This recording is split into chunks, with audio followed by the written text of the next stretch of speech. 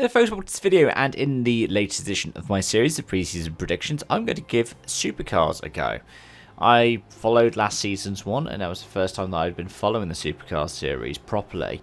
So I figured 26 predictions for 2026 would start off with some board predictions, go into some championship predictions, then some changes for lineups and calendar, and then some random events to round it out.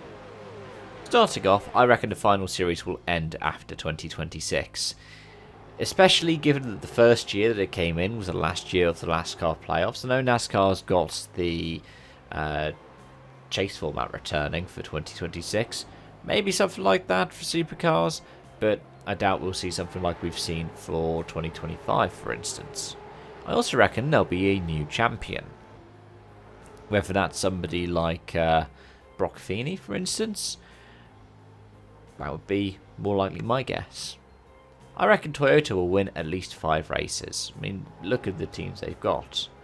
I reckon Ford will win the most races as a manufacturer, though, because, well, look at who they've got in this year's roster. I reckon there'll be at least 10 race winners. There were 10 last year. And to wrap out the first round, at least 2 drivers will win more than 5 races. I think we did have that last year. I have to wait and see, though.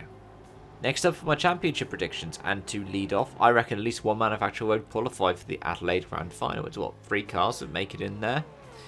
I reckon at least one of the Sprinter Enduro champions won't qualify either. We had that last year. It was the Enduro, wasn't it? It was Matty Payne. I reckon the winning team will have a smaller gap to second than they did last year.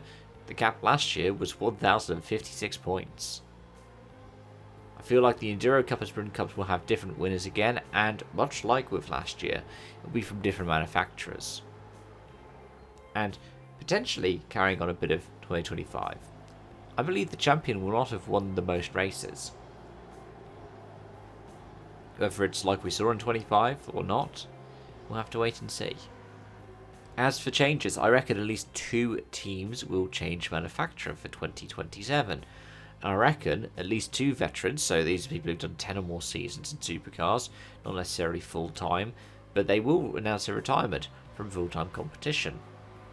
I feel like there'll be at least 2 Super 2 graduates, and calendar-wise, I reckon 1 venue will drop off of the calendar. I reckon that 1 venue will change from Enduro to Sprints, and an interesting one, I reckon that a former venue will return, though that'd be a tricky one because most former venues I think of no longer exist. And to wrap it all up with the wildcards, I reckon at least 1 race will get rained out like we saw for Melbourne Race 4 last year. I reckon that 1 Toyota team will have a double DNF collision. Now, remember, one of them does have 3 cars. It doesn't mean that they take each other out. It could be they both get involved in the same accident. But I do believe at least 2 teammates will take each other out. I reckon 1 race winner will lose their win to penalties or a DQ. I believe that the Bathurst 1000 will see a lead change in the last 10 laps. Now, I have a feeling that that's actually a bit of a tame prediction, looking at how the 1000's been in previous seasons. I believe at least 3 races will be decided by last lap passes. I reckon 3 or less of the New Zealand races, we have 6 this year, will be won by Kiwi drivers. And then to wrap it all up, at least 1 guest driver from another top national or international series, for example Cindric and Adelaide.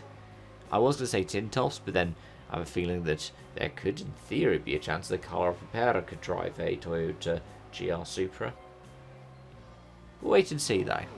Regardless folks, as always, thanks for watching, thanks for joining, thanks for your support, and till next time, bye for now.